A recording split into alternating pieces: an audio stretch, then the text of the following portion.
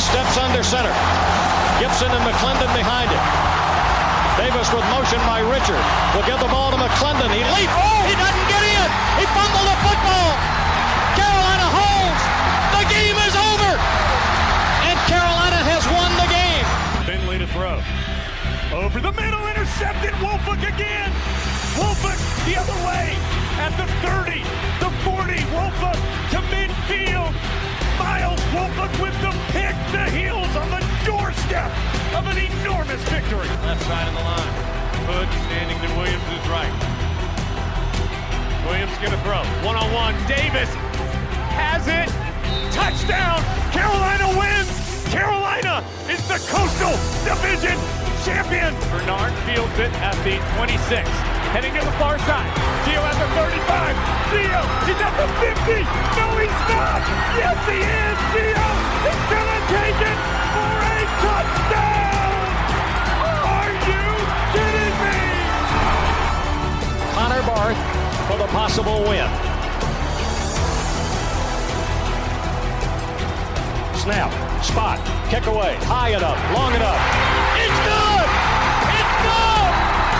Carolina has won the game on a 42-yard field goal by freshman Connor Barth. Good gosh, dirty. This is the Heel Tough Blog Podcast.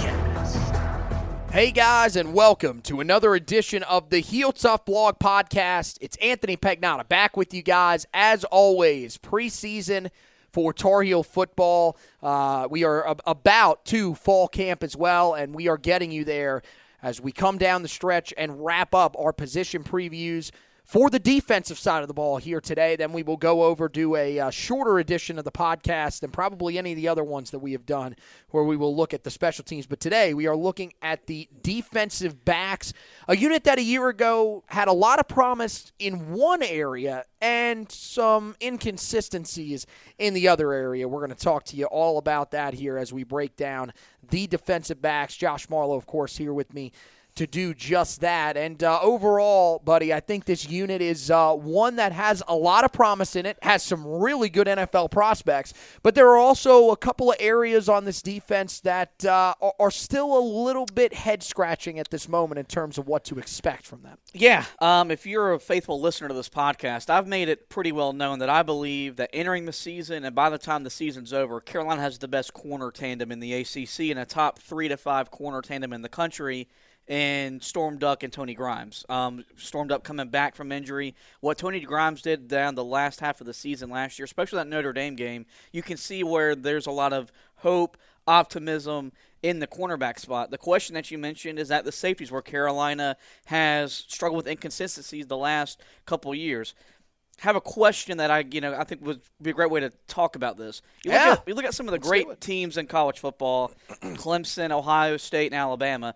They've got great defenses. You look at Alabama and Ohio State, their secondaries have been fantastic. Clemson's not to the same level. I think with Carolina, I think that's the one thing that they're missing is a great game changer at the safety spot. Don't you agree? Like I think in Jay Bateman's scheme, I think you need some guy there that can be a game changer and player, and they haven't had that consistently the first 2 seasons, which is why this defense has been up and down. Well, I don't think that's the one thing that they're lacking. I think that clearly they are lacking a consistent pass rush without help of a scheme. And I think part of that is the reason why you haven't found that superstar safety. Because my question is, do you think that Carolina needs one? Like Clemson hasn't needed one. I think Carolina needs one to take that next step. I think it would definitely help for sure, and I think that is something that look, you're always going to welcome a superstar safety. You're always going to welcome a guy like, if you're talking about Ohio State, you're always going to welcome a guy like a Malik Hooker. Somebody that is clearly the best at his position in college football. Now, I don't think they've got to be to that standard, but I do think that we've seen throughout the last couple of years back here, and look, there are some good players back here. Don't get me wrong, but we've seen some guys that have flashed at times and then at other times have really struggled. Mm-hmm. And I think that's the most concerning part about this is that you haven't even seen guys that have been consistently average. Even if you had those types of guys, you would live with that. You've had guys that have been hit or miss to the point of when they miss, it's bad. Yeah. It hurts you. It hurts you really bad. And we saw that at times last year, primarily the game against Wake Forest. That was one of those moments where you kind of looked and said to yourself, man, we need these safeties to be better than they've shown so far this year. But, I mean, look, I think there's a chance that guy is on the roster. I think there's a chance that guy is on the roster right now and is rotating at that spot as we go into fall camp. He did it a little bit in the spring, and I'll talk about him in a minute. But I think this is the perfect way to transition into some of the safeties that are coming back this year.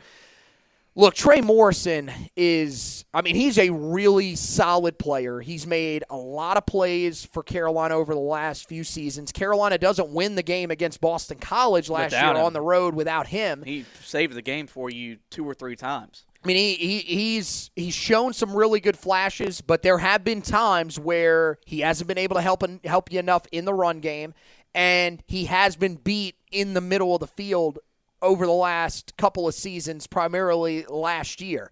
Still, he's a solid enough player where he is going to be one of your starters there this year, you would imagine. But I think that he's one of those guys that, in my personal opinion, I thought he was better out of the nickel spot. So but I think as of right now, when you look at the guys that Carolina has at safety, he kind of has no choice but to play there. Yeah, I totally agree with you. I think that there's a good player there for sure. I think there's a chance that he could be that guy that Carolina's looking for in the secondary. This is one thing that they are still looking for, and that Mack Brown has said, and I think it's pretty obvious to Carolina fans, they are still looking for a defensive playmaker on that back end. They're looking for a guy that can take the football away consistently because they have not had that guy yet. The guy that usually has your best chance to do that, you're going to look a lot to your corners, but there are safeties that can take the football away as much as any other position in the college game. And Carolina, specifically out of that position over the last couple of years, has not been able to find that guy. Yeah, and I think that's another level for this defense to take the next step. You go back to 2015 when Carolina won the Coastal. Their defense wasn't great, but they didn't give up touchdowns in the red zone, and they forced turnovers. So if Carolina is going, and I've said if Carolina can hold teams under 24 points or fewer, the offense should allow you to win the Coastal and compete for an ACC title. But to do that, you've got to force turnovers, and especially I think this year, this offense is going to be good. I think it's going to be potent. It's not going to be potent in September, I don't think. The defense, we're expecting it to be ahead of the offense when we open up the season at Virginia Tech, but it would be it'd be better if that defense we could count on 1 to 2 turnovers a game, and one of them not necessarily being for a touchdown, but flipping field position. I think that's something that they've worked on all spring and summer to get better in that regard. Yeah, and I think that creating those turnovers is going to be important. I think the biggest thing is look, can you hold opponents 20 points a game? Even you could probably even live with 25 points a game, even early on in the season, because you've got a quarterback that can probably get you to that 30-point mark consistently. You've got to find that defense that can get it done. And look, I don't think – this is the thing. I don't think this secondary is to the point where we need to be overly concerned. There are a lot of good elements to this secondary. If you get help up front, it's going to make it easier because it's not going to put these guys in as many one-on-one situations. One of the guys that has struggled over the last couple of years in some of those situations primarily, he's been pretty good just about everywhere else, is Cameron Kelly. So you look at the other two guys and we talked about Trey Morrison, we'll talk about Don Chapman here in a minute.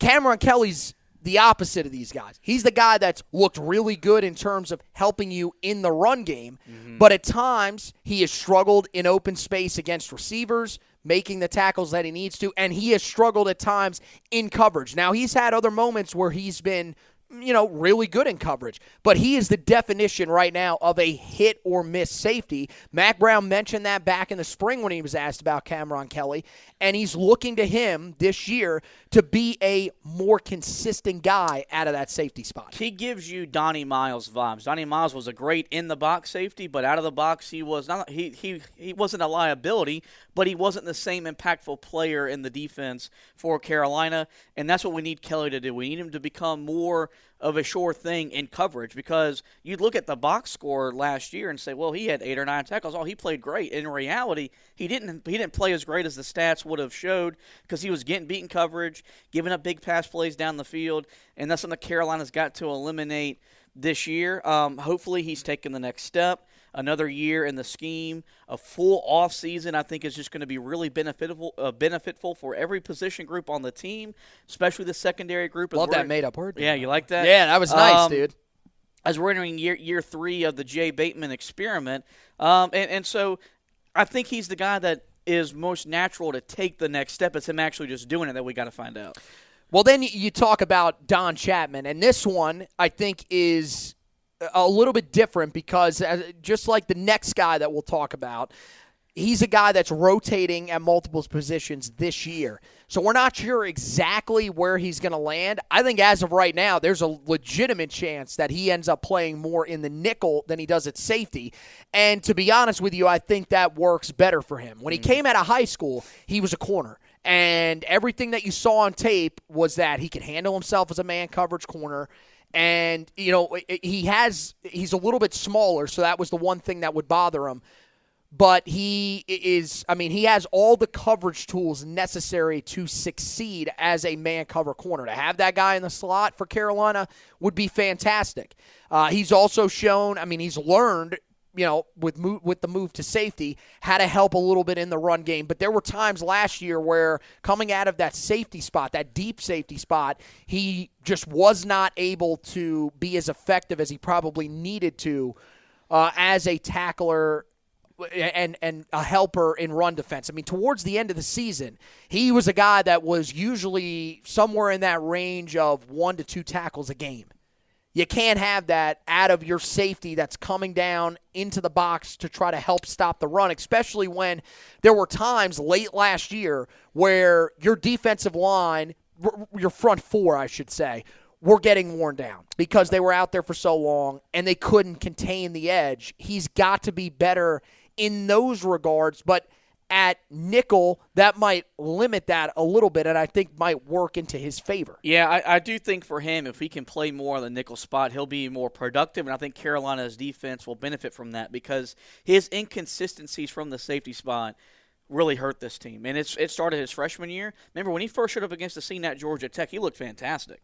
And we were all thinking this could be a guy that could really help this defense shore it up, and we can make a run at the Coastal that year. Didn't happen. We thought last year, well, he's got a full year in the system, a lot more reps, a lot more confidence. He'll be a better player. Was more of the same inconsistencies that we saw as a freshman. So I do think kind of simplifying his role will make for more production out of him, and hopefully it is at that nickel spot.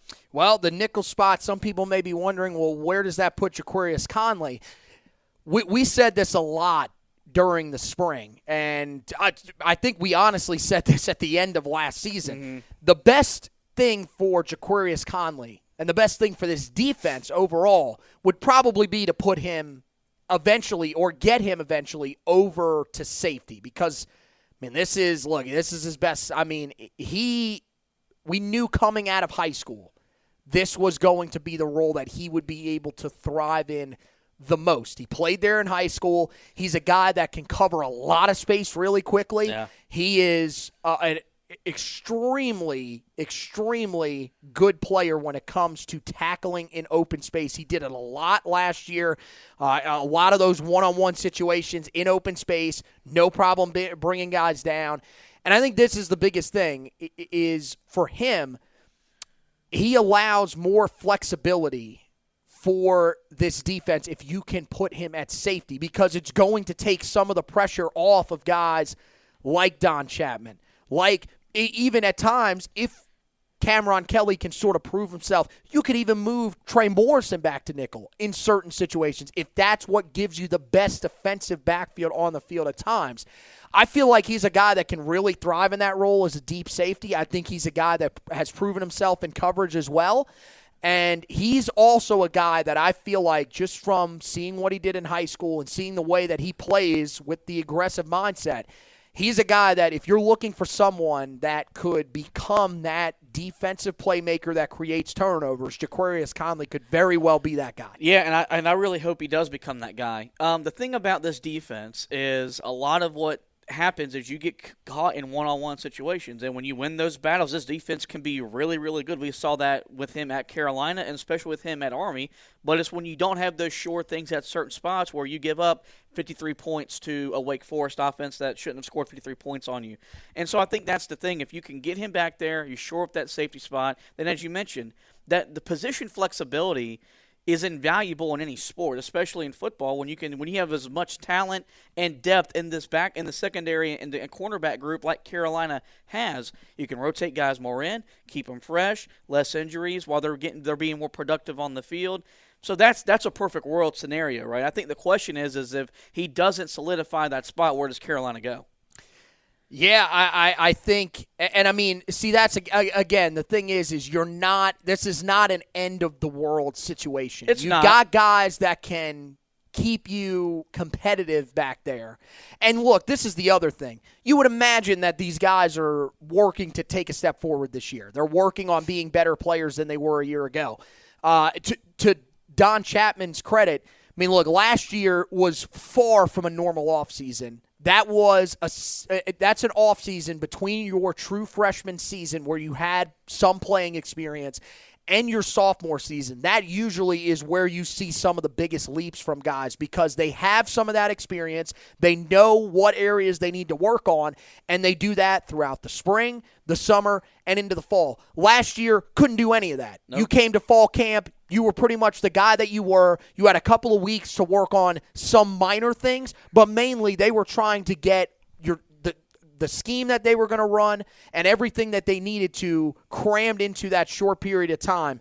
So maybe this year it allows some of these guys like him and even Cameron Kelly to maybe take that step forward and help them out. And who knows, if those guys are at the point where they don't need Conley there, they can keep Conley in the nickel. And we saw that he thrived there a year ago. And I think there's a lot of things. The biggest thing for Conley that I like about him, maybe as much as anybody in this secondary, is there is so much versatility here. When they said, look, we're going to start putting him at the deep safety spot, I was excited because I think he can play there and succeed. I think he could be an NFL player there with the way with his skill set. If they leave him at nickel, I think he could be an NFL player there. This is a guy that's so versatile that it allows Carolina to do many different things with them, and that's what I really like about him. Let's go to the corners, talk about them real quick here as we talk through some of the guys that could potentially be starting this year. First of all, we know one guy who's going to be starting. That's Tony Grimes. Not only do Carolina fans think highly of him, he was voted preseason All-ACC, one of just 3 Tar Heels joining Sam Howell and offensive guard Joshua Ezeudu to receive that distinguished award. Or recognition, I should say. And, I mean, look, the sophomore out of Virginia Beach, he's a guy that should be coming into Carolina as a true freshman this year. Yeah. He was supposed to be in high school last year. When he took over down the stretch of the season, this looked like a different secondary, and the defensive numbers prove it. This guy made this defense a heck of a lot better. The fact that coming into this year, he's seen as one of the country's better young corners and is honestly a guy that a lot of people probably won't throw at, I think just speaks to how much upside there really is for this guy. And at this point, he could easily be one of the top cornerbacks in the entire country, top 5 in the entire country by the end of the season. You know, when Dre Bly got hired, we all looked at it as a recruiting move, and look, it rightfully was a recruiting move by Mack Brown. He's also proven he can coach a little bit. And you look at what he did with Tony Grimes at the second half of that season, and you mentioned it, Carolina's defense was better. And it elevated to them to a different spot where they were able to compete with a Notre Dame, compete with an A&M, which after that win over Wake Forest, that wouldn't have seemed possible at that time. And I'm with you. I think he's a star in the making at that cornerback position. The guys at LSU are going to get the recognition, and rightfully so. Alabama and Ohio State's guys are going to get talked about as well. But when the season comes to an end and they're handing out awards for cornerbacks and defensive players, Tony Grimes' name is going to be in that discussion. I don't see any way it's not. And I think when you look at another one of those guys that if you're wanting to create turnovers, Tony Grimes is one of those guys that could probably do that for you. At the least, if they're not going to throw at him, he's going to be one of those guys that I would trust even as a true sophomore this year to lock down some of the better corners or some of the better wide receivers in the ACC. And it's been a while since you've been able to say that about a Tar Heel corner at this young of an age. He should be allowed to travel across the field and take away that team's best receiver, no question. Now, to be fair, even if he doesn't do that, you've got two good options that could be starting opposite of him that could probably handle those guys as well.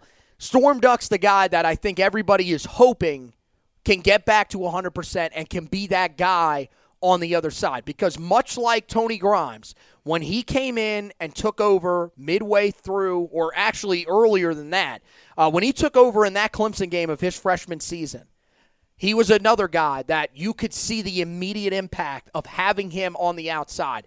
I mean, him and Tony Grimes, you talk about two guys that can thrive in the press man coverage system. It's these two guys.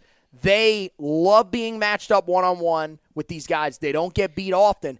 The biggest thing for Storm Duck, you just have to wonder how healthy he's going to be because he came back, was there in spring, ends up getting banged up yet again, and at this point, you're just hoping that he's able to get back to 100% and be the guy that we saw in that freshman season. The good thing is that even if he's not 100%, a 85 to 90% Storm Duck is still an impactful player that can help this defense achieve the goals that they want to achieve.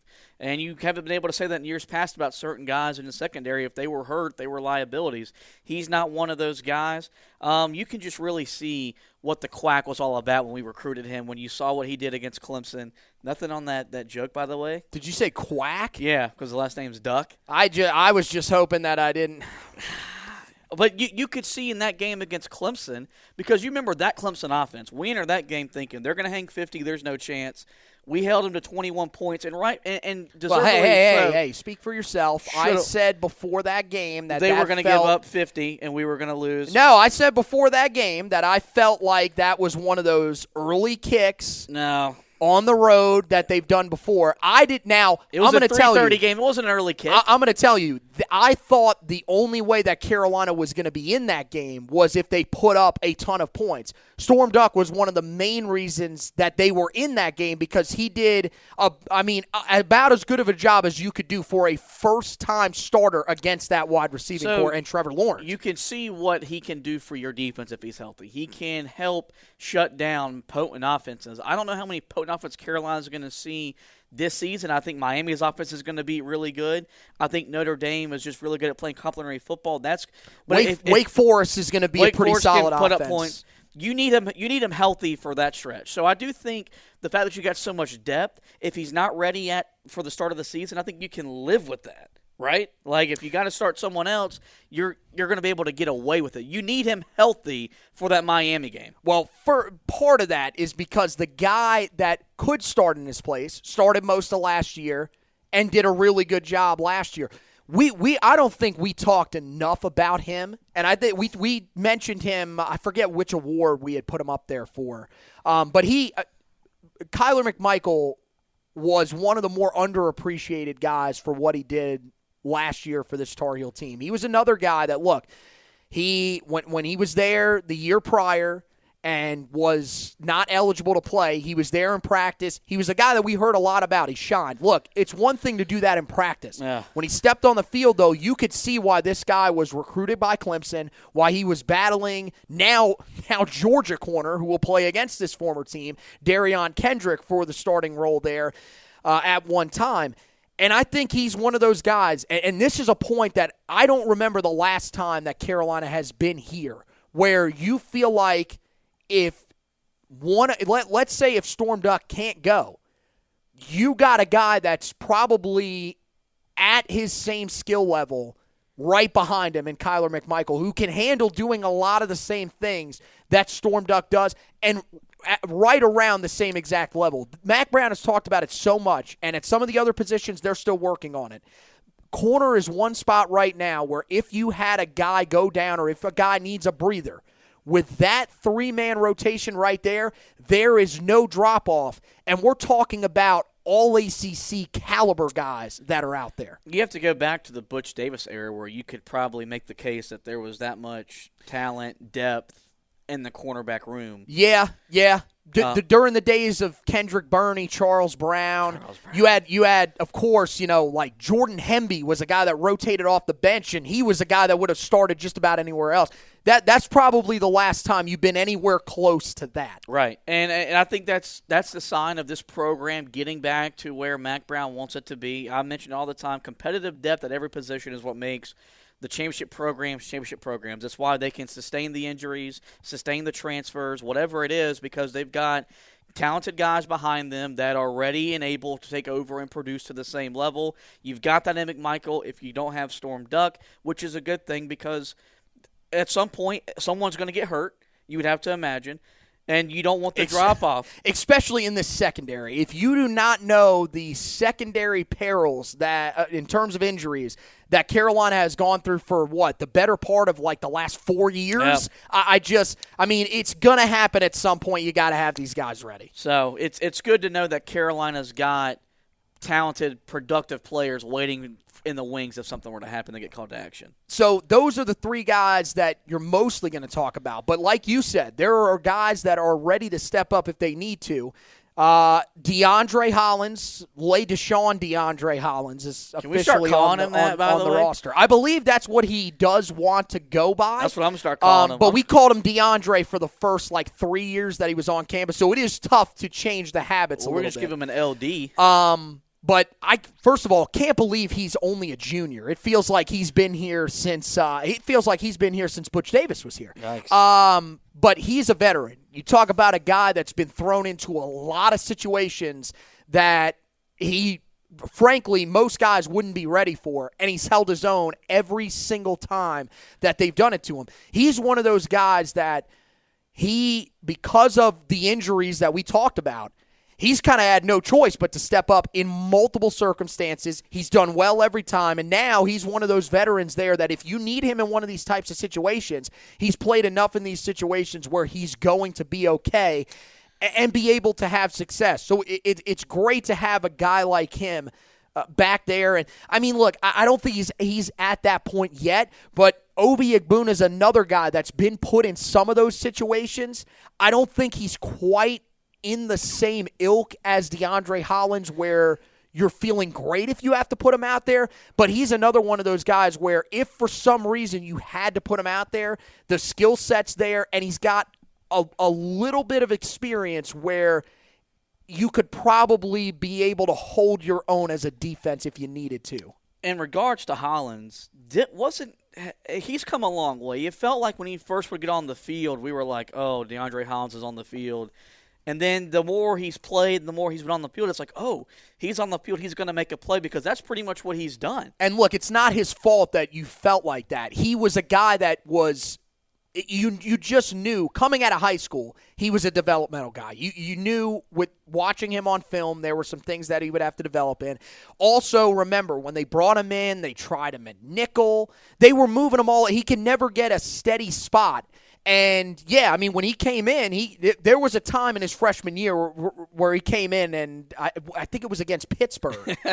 And we were like, dude, we have no idea what to expect. He did about as good as you could have hoped for him in that situation. He's one of those guys that he has learned and developed through adversity of just being told, look, man, we got to throw you out there. Just do what you can do, and it's worked for him. And it's good to see that he's benefited from results. Same with Obi Egbuna, a guy that – is he going to help your defense a great ton? No. but he's going to kill your defense. No, and those kind of guys are also invaluable because there's going to be a game or two he's got to be on the field for 1 or 2 snaps that are probably going to sway the way that game goes, and you trust him being on the field. And that's a big thing for this cornerback group. Yeah, I mean, he did it last year in the game against Virginia Tech. They had to throw him out there, and he held his own.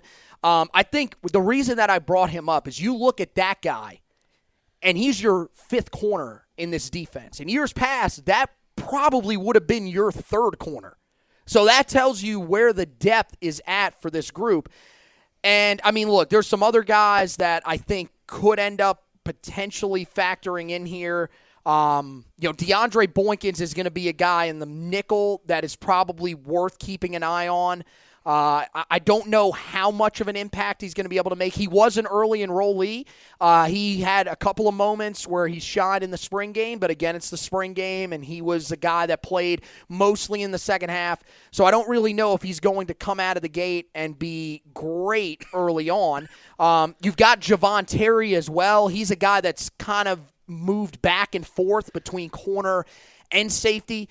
They can kind of use him at either spot if needed, but these are some of the guys that are going to be deeper down on the depth chart. And then you also include in there Dante Balfour, who was a late addition to the 2021 recruiting class. Carolina, they made it a point to go out and get him late in that class, one of their only late signees in the class out of the state of Florida. So he's a guy that I think clearly there was a reason that Dre Bly went out and got him. He's a guy that can thrive in the man coverage situations, but he's a guy that's going to have to develop over time. So he's probably not going to come in and make a huge impact, especially with him being a summer enrollee, but we'll have to wait and see. When you move to the safeties and the depth there, one guy that I did not mention with the guys that could potentially start, but I think we've seen him. He actually was with the first teamers in the spring game to begin, was Giovanni Biggers. I think he's a guy that you need to keep an eye on. If you're looking for a dark horse to come out of that safety group and play even a big rotational role, but you never really know, potentially even start, I will say this. When I was at ACC Media Days, Jeremiah Gimmel was asked about some of the young guys on defense and who were some of the young guys stepping up. Giovanni Biggers was one of the names that he did mention, and this was within groups of guys that are pretty significant, some of the other younger guys. So I think he's definitely worth keeping an eye on. Coming out of high school, pretty versatile guy, kind of the definition of what you're looking for in a free safety, has the speed to cover deep, can play the ball pretty well, so could be one of those guys where if he proves that he can take the football away, he may get some time out there because they're looking for those types of guys. He's poised for a bigger role is all I got to say in this defense. But everything you said is exactly right. He's a guy that's going to do it the right way, and it's good to see him reaping the benefits. A lot like, who we were just talking about, Obi Egbuna and those guys. He's a guy that is he going to help your defense a great ton? Probably not, but he's not going to kill you either. And you need that safety spot. Yeah, he seems like one of those guys that's kind of a late bloomer in the system. I think that coming in, I think there were expectations that he could come in and contribute a little bit more than he has so far. But it feels like he's one of those guys that as it's slowly gone along, he's gotten better and better. He's learned what Jay Bateman wants, and he's a guy now that I feel like could be ready. This could be his season where he gets that bigger role. Another guy that I think is worth keeping an eye on a little bit at safety just because of the type of player that he is Cameron Roseman Sinclair, the redshirt freshman, of course, out of the Charlotte area. He was a guy that in high school was pretty much an in-the-box safety. He honestly, towards the end of his senior year, he was basically just an extra linebacker in the box. So if Carolina's looking for that guy that can help stop the run out of the safety position, he's a guy that constantly, whenever you would go out to some of these prospect camps, and take that for what you will because you don't have pads on or whatever, he was a much better guy in coverage than I think a lot of people realize. He could be another guy that could be interesting to keep an eye on. Same thing with Dontavius Nash. He's a true freshman coming in out of Gastonia Hunter Huss High School, the longest tenured commit for Carolina in the 2021 class when he signed. He played a lot of corner at the high school level. He's also small for his size. A lot of the guys that you look at, especially at safety for Carolina, up in that at least 205 to 215 range. I think that's the biggest that they've got at the safety spot. So at 180, he's probably got to put on a little bit more weight to be able to play there. But he's got, I mean, if you're looking for a safety that can cover, this is going to be your guy. And he's one of those guys that don't be shocked if over the next couple of years he kind of climbs up that depth chart pretty quickly. I don't know if this year, though, with some of the guys, especially the veterans that they have in place, he'll be able to have a major role out of the gate. And then some of the other guys, I didn't mention Tymir Brown. He's going to be more of a probably nickel guy. He's a corner, another guy that's really good in man-to-man coverage. Shorter guy, though, at 5'10 and a quarter. So he's more, I would be stunned if he's not a guy that projects inside at nickelback. Another guy, he's going to enroll here in the summer, or did enroll in the summer. Fall camp will be his first time out for Carolina. And again, with the depth that's here, it just doesn't seem like he's going to have a major role. In terms of the guys that will be walk-ons for this unit this year, you look at guys like Christopher Holiday, who is the son, of course, of Corey Holiday, the former Tar Heel wide receiver, one of the better ones in program history. He enters his redshirt freshman season. And then Val Edwards out of Raleigh, out of Ravenscroft High School, in his sophomore season as a walk-on. He will also be a walk-on this year for the Tar Heels, one of those guys that does return for the unit. So that is your look at the Tar Heel defensive backfield for this year. A lot of promise here, as we mentioned. Still some questions at the safety spot, but a lot of options for Carolina to go through there. You would imagine, at the least, you're going to see some pretty heavy rotation there early on in the season as they try to find the best group that can be out there consistently for Carolina, and it's still a unit that I think most people should be pretty encouraged about. And you can read a little bit more about it over on the website.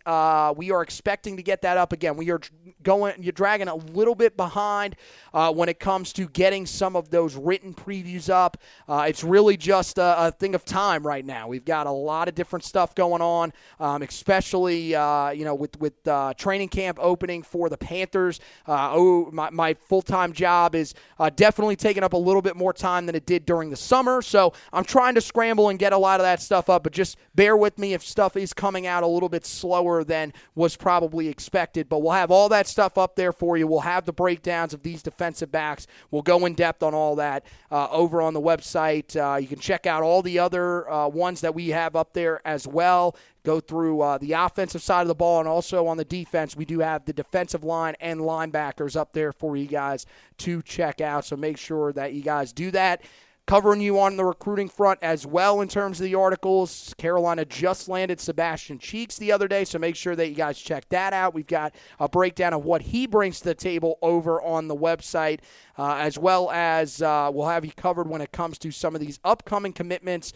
Carolina, as of right now, doesn't look like they've got somebody that they're in the lead for committing anytime soon, but there are some guys that could be nearing decisions here pretty soon if they want to get it done before the start of the high school season. It looks like some of those guys, though, that said they wanted to get it done before then are looking like they're probably going to let this last a little bit into their senior seasons of high school football. But we'll have you covered on all those fronts going forward, even throughout the season when it comes to recruiting. And then, of course, when it comes to the season, when it comes to fall camp, we'll have you covered on that front as well. Mack Brown will probably be doing the press conferences weekly, maybe even more than that. We'll have you covered with all those. We'll have the takeaways from that to kind of give you an idea of what's going on, what the head coach of the Tar Heels is talking about throughout fall camp. We'll also have, some of the fun articles that we do right before the season starts that kind of predicts what's going to happen this season. We, of course, have the bold predictions, which are a little more general, not player-specific. And then we have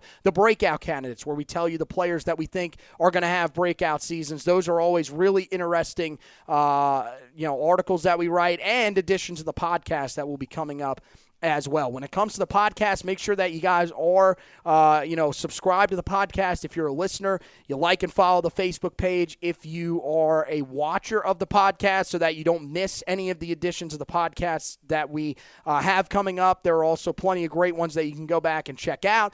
Amongst the ones that you can go back and check out, we've got some really great interviews with some national writers that are up for you guys to check out right now.